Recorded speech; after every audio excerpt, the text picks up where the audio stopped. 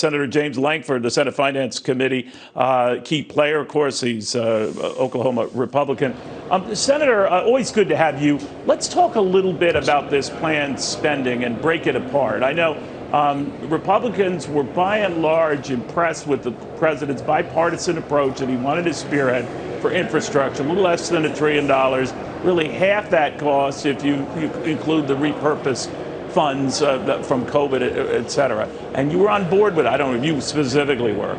Now, this ancillary package that might or might not be coming up at the same time. How does that make you feel? Yeah, so we're watching another huge spending proposal. Remember, go backwards to March, $2 trillion proposal on COVID that only about $100 billion, $200 billion was really even related to COVID at all. Everything else is just dumped in the economy. As you were just having the conversation, we've seen the rise in inflation and the drop in opportunities for people to actually get back to work based on that. We believe this $3.5 trillion proposal that they're throwing out now is going to have an even faster effect on that, because a lot of it is we're just going to send money to people to not to work.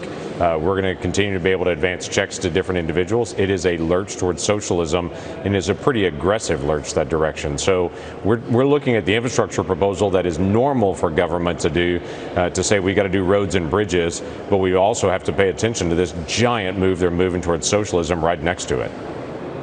Now, you might call it socialism, Senator. Democrats say Republicans are fine ones to start lecturing on spending of any sort, since debt also piled up in the Trump administration. Big packages unpaid for piled up in his administration. That was even before the pandemic. So do Republicans have sort of like a leg to stand on?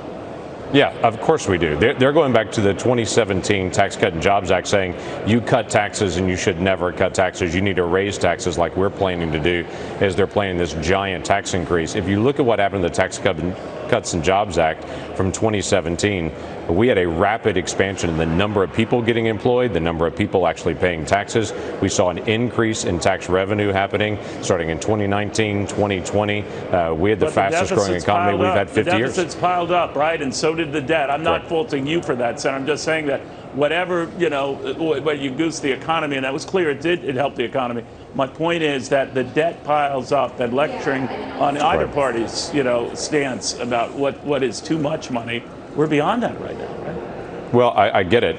Getting back to balance is something that needs to be in the conversation. But currently, this dialogue is about that you added $100 billion to deficit, and they're talking about adding $5.5 trillion to deficit in this year. It's a very different conversation between the two on that. So, yes, we need to be able to get back to balance. Yes, that's been a push. That's been something I've worked very hard on to get everyone's attention on, both with budget reforms and with spending and the issues that I deal with, like federal fumbles every year and the things that I put out to say, here's a way to get back to a path to where we actually get back to balanced and then start paying it down.